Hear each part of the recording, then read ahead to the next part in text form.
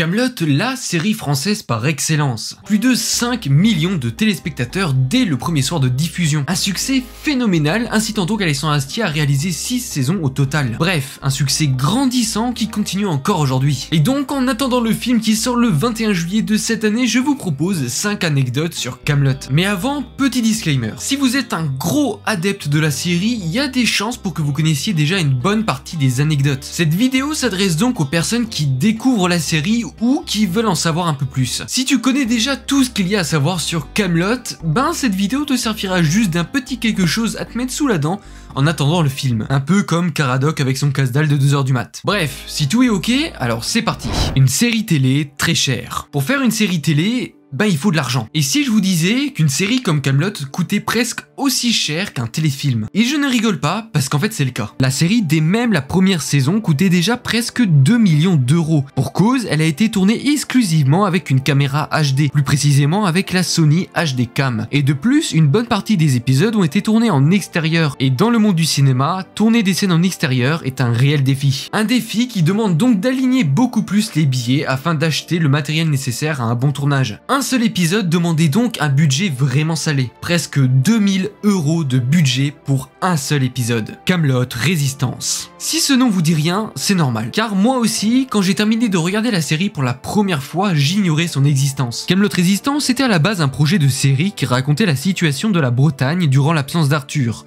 Un épisode qui se définit donc entre la fin du livre 6 et le début de Kaamelott premier volet. Une série qui, comme vous l'avez deviné, n'a malheureusement pas vu le jour. On a seulement eu le droit à une exposition lors de la Comic Con de 2012. Je vous conseille d'ailleurs d'aller voir la vidéo de Excalibur sur le sujet, ou la mienne, les liens sont en fiche. Moi personnellement, une série Kaamelott Résistance m'aurait vraiment plu. Et vous? Tous les épisodes ne sont pas écrits par Alexandre Astier. Tout le monde pense qu'Alexandre Astier a écrit tous les épisodes. Eh bien sachez que non, du moins pas tous. C'est majoritairement dans le livre 1 où certains ont été écrits par d'autres personnes, tels que les défis de Merlin, le code de chevalerie ou encore le cygne qui ont été écrits par Fabien Rau. Fabien Rau qui a aussi écrit des épisodes pour Scène de ménage ou encore la série Peplum. Dies Irae. L'aventure Kaamelott n'a pas commencé avec la série. Elle a vu le jour en 2003 grâce à un court-métrage appelé Dies Irae. Et pour la petite anecdote, Dies Irae est aussi le nom du dernier épisode de la série, le livre 6. Le livre 6 a été tourné dans les décors de la Cinecittà. Ce sont des décors qui se trouvent dans le centre de Rome. C'est la seule saison à avoir été tournée à l'étranger et qui, en plus, a partagé les mêmes décors que la série Rome. Une série télévisée diffusée entre 2005 et 2007 sur HBO. Comme quoi,